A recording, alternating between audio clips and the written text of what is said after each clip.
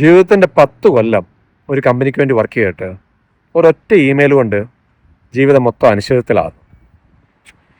എൻ്റെ ഒരു അടുത്ത സുഹൃത്തുണ്ട്, കേരളത്തിലാണ്. അപ്പം ഇന്നലെ രാവിലെ ഇന്ന് വെളുപ്പിന് എനിക്ക് മെസ്സേജ് വന്നു, എടാ എന്നെ ഒന്ന് വിളിക്കാൻ പറഞ്ഞു.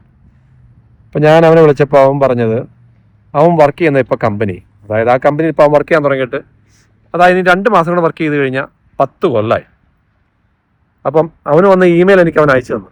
അപ്പം അതിൻ്റെ അകത്ത് അവർ പറഞ്ഞേക്കുന്നത് അവനിപ്പോൾ വർക്ക് ചെയ്തുകൊണ്ടിരിക്കുന്ന കമ്പനി, അല്ലെങ്കിൽ 10 കൊല്ലമായിട്ട് വർക്ക് ചെയ്യുന്ന കമ്പനി അവർ വേറൊരു കമ്പനിക്ക് മറിച്ചു വിട്ടു.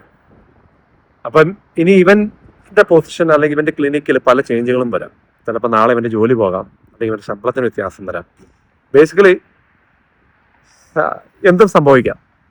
ജീവിതത്തിനൊരു സ്റ്റെബിലിറ്റി ഇല്ലാതായി.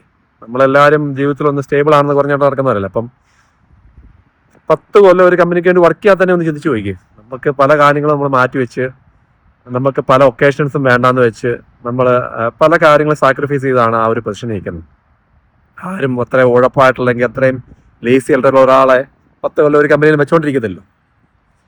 അപ്പം ഇത്രയും ഡെഡിക്കേഷനൊക്കെ ചെയ്തിട്ടും ഒരു കമ്പനിക്ക് വേണ്ടി ഇത്രയും കഷ്ടപ്പെട്ടിട്ടും അവസാനം ഒരൊറ്റ ഇമെയിൽ എല്ലാം മാറി മറിയുക.